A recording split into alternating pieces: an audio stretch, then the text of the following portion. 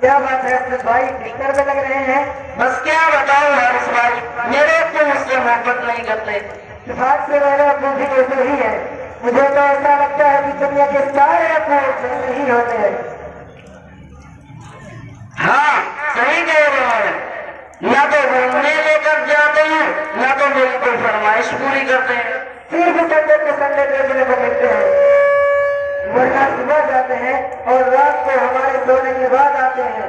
دوسرے بچے کے پاپا انہیں مہنگے مہنگے سامان اور چیزیں دلاتے ہیں، میرے ابو تو بس مجھے اپنی بھی دیتے رہتے ہیں۔ جی ہاں، آپ نے بالکل صحیح کہا، دنیا کے سارے ابو جیسے ہوتے ہیں، وہ خود سے زیادہ اپنے بچوں اور فیملی کا خیال رکھتے ہیں۔ کیا آپ نے کبھی سوچا کہ ان کا دل نہیں کرتا ہوگا کہ وہ بھی اپنے گھر میں رہیں اور سکون سے بیٹھ کر آرام کریں؟ پتا نہیں، شاید چاہتا تو ہوگا۔ اور جہاں تک بات ہے آپ کی فرمائشوں کی، تو ان کی سیلری ہی اتنی کم ہوتی ہوگی کہ وہ چاہ کر بھی آپ کی فرمائشوں کو پورا نہ کر پاتے ہوں۔ ہو سکتا ہے ہماری ضرورتیں پوری کرنے کے بعد ان کے پاس اتنے پیسے ہی نہ بچتے ہوں کہ وہ ہماری فرمائشوں کو پوری کریں۔ ہم نے کبھی اس طرح سے سوچا ہی نہیں۔ اور جہاں تک آگے دکھانے کی بات ہے، یہ تو ان کی مجبوری ہے کہ ان کی ڈیوٹی ہے کہ وہ ہمیں ہمیشہ بری باتوں سے روکے اور اچھی باتوں کی ترغیب دے۔ اچھا عزت بھائی، یہ بتائیں کبھی بھی آپ کی ضرورتوں میں کوئی کمی آئی ہو؟ نہیں تو بالکل نہیں۔ کبھی ایسا ہوا کہ آپ بیمار ہوئے ہو اور آپ کے ابو کو آپ کی فکر نہ ہوئی ہو؟ ہماری بیماری میں سب سے زیادہ پریشان ہونے والے ہمارے ماں باپ ہیں۔ کبھی ایسا ہوا آپ کے ابو چھوڑ کر کہیں گھومنے چلے گئے ہوں؟ نہیں تو کبھی نہیں۔ اچھا حارث بھائی، یہ بتائیں کبھی ایسا ہوا کہ آپ کے ابو نے تو کچھ اچھا کھایا ہو اور آپ کو نہ دیا ہو؟ کبھی نہیں، اگر کوئی اچھی رزق ہوتی ہے تو وہ ہمیں دے دیتے ہیں اور کہتے ہیں تم کھا لو، میرا دل نہیں چاہ رہا ہے۔ تو یہ پیار نہیں ہے، محبت نہیں، تو پھر کیا ہے؟ ماں اور باپ دونوں ہی محبت کرتے ہیں، لیکن ماں کی محبت نظر آتی ہے اور باپ کی محبت کو محسوس کرنا پڑتا ہے۔ کتنا غلط میں سوچ رہا تھا اپنے ابو کے بارے میں۔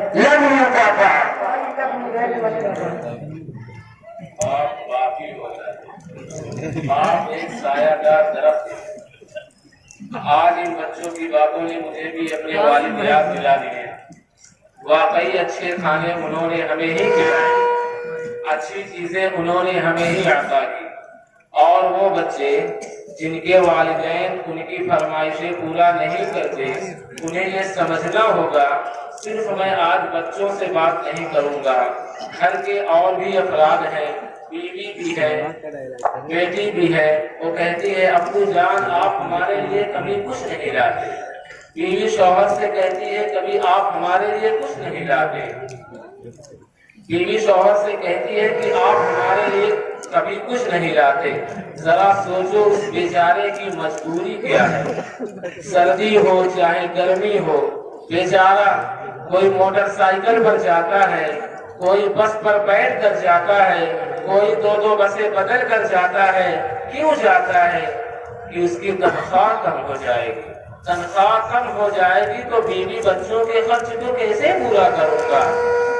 بیوی اور بچوں کے لیے کپڑے بھی لانا ہے، ان کے لیے کھانا بھی لانا ہے، ہر چیز ہمیں وقت پر تیار ملتی ہے۔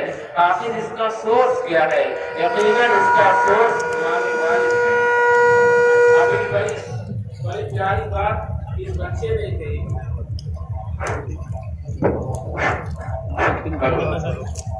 ابھی بڑی پیاری بات اس بچے نے کہی کہ ماں کا پیار تو ہمیں نظر آتا ہے مگر باپ کا پیار محسوس کرنا پڑتا ہے۔ ذرا پوچھو ان سے جن کے والد اس دنیا سے چلے گئے کہ باپ ایک سایہ دار درخت ہے، کبھی درخت کو آپ نے دیکھا ہوگا کہ اس کی اوپر کی پتے تو گرم ہوتے ہیں، وہ ساری دھوپ اپنے اوپر سج لیتا ہے مگر اس کے نیچے اپنے بچوں کو چھاؤں میں رکھتا ہے۔ آج بعض لوگ اپنے والد کی قدر نہیں کرتے، ان سے الجھ پڑتے ہیں، ان سے جھگڑتے ہیں، ان کو بلا وجہ برا بھلا کہتے ہیں۔ یاد رکھیے میرے آقا نے فرمایا جس کا مضمون یہ ہے کہ والد کی رضا میں اللہ کی رضا ہے اور والد کی नाराजगी में अल्लाह की नाराजगी है। कभी अपने बाप को बुरा मत कहना। अगर आपके वालिद बूढ़े हो गए हो तो उनकी खिदमत करो और उनको ये एहसास दिलाओ कि हमारी बारी आई है आपकी खिदमत करने की, आपने हमारी बहुत खिदमत की, अब हम आपकी खिदमत करेंगे। हम माँ से तो ये कह बैठते हैं कि अम्मी जान मैं आपसे बहुत प्यार करता हूँ, लेकिन मैं दुनिया के सारे बच्चों से पूछना चाहता हूँ, क्या कभी आपने कहा है कि अब्बू आई लव यू, वालिद साहब मैं आपसे बहुत प्यार करता हूँ। जिस मुकाम पर मैं हूँ इस पर आपने पहुँचाया है। अरे जिसने उंगली पकड़ कर चलना सिखाया, जिसने हर मुश्किल में हमारा साथ दिया, दुनिया में जब फंसता था तो वालिद साहब के पास जाता था और वालिद साहब उससे ये कहते थे कि बेटा घबराओ मत, मैं संभाल लूंगा। बचपन और बुढ़ापा बराबर होता है।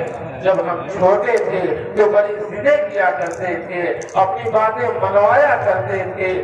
अब हमें ये समझना होगा कि वालिद साहब का बुढ़ापा आ गया है, अब हमें उनकी खिदमत करनी है, उनकी बातों को बुरा नहीं मानना है, उनके गुस्सों को बर्दाश्त करना है, उनके टोकने को बुरा नहीं मानना, उनको बोलने को बुरा नहीं मानना।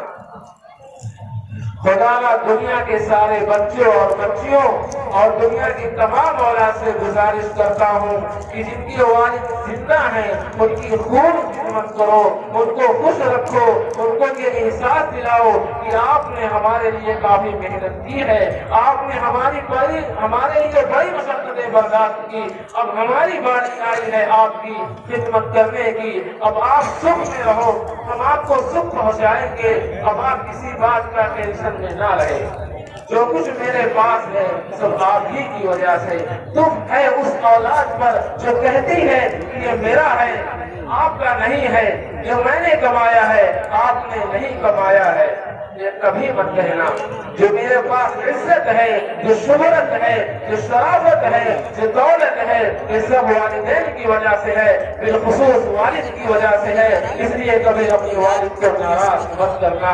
और जिनके वालिदैन इस दुनिया से चले गए उनको चाहिए कि उनके लिए खूब ही सारे सवाब करें, उनके लिए दुआ करें, उनके कब्रों पर जाया करें, उनके लिए दुआएं मग़फ़िरत करें। और हाथ उठाकर अल्लाह की बरकत के दरबार में हम अल्लाह से उनके लिए दुआ करते हैं। बड़ी प्यारी दुआ है, कुरान मजीद में अल्लाह ने फरमाया है, जैसा कि मेरे वालिद ने हमारे बचपन में हमारे ऊपर रहम फरमाया, आप भी ऐसे आप भी उन पर रहम फरमाइए।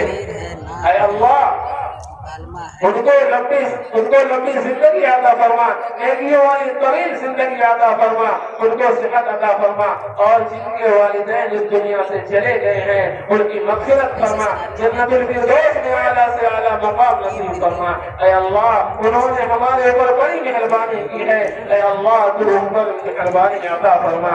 आमीन। अभी आज इस बच्चे के मुकालमे की वजह से बहुत सारे बच्चे अपने वालिदैन के करीब हो जाएंगे, बिलखुसूस वालिद के करीब हो जाएंगे।